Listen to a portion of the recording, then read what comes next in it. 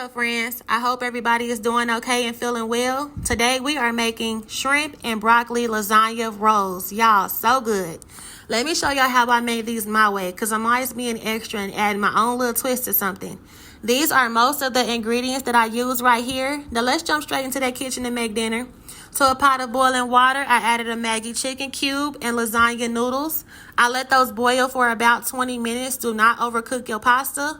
Once my pasta was finished boiling, I rinsed it with cold water to stop the cooking process.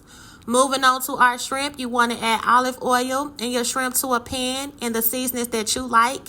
I gave everything a nice mix, and then I added ragu Alfredo sauce. Y'all, I love this sauce.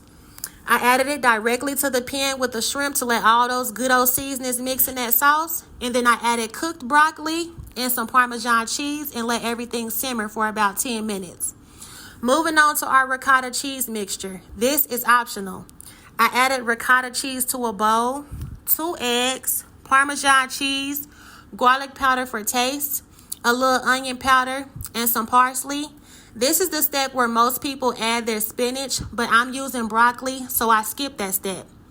Moving on to our lasagna noodles. You want to add them to a flat surface and then spread your ricotta cheese on top. If you're not using ricotta cheese, you can skip this step and it's still going to be good. Next, we're going to add our shrimp and broccoli on top of the ricotta cheese.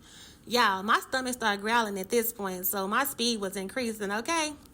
Next, we're going to add our Parmesan cheese. I tried to do everything as neat as possible, but it does not have to be perfect.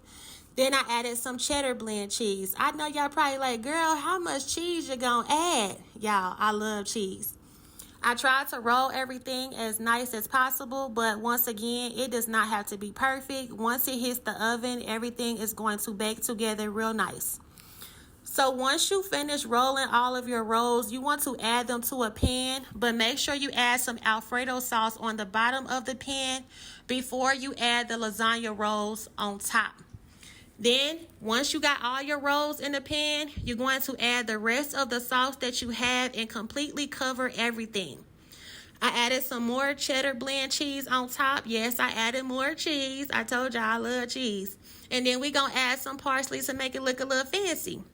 I made some homemade garlic bread, and y'all, this is how everything turned out. I'm talking about a pan of creamy, delicious goodness, okay? Y'all, it was amazing. Y'all have to try this. And y'all know I always give y'all a bite. I just know y'all want a bite. Make sure y'all get down in that kitchen today. Y'all have a blessed day, everybody.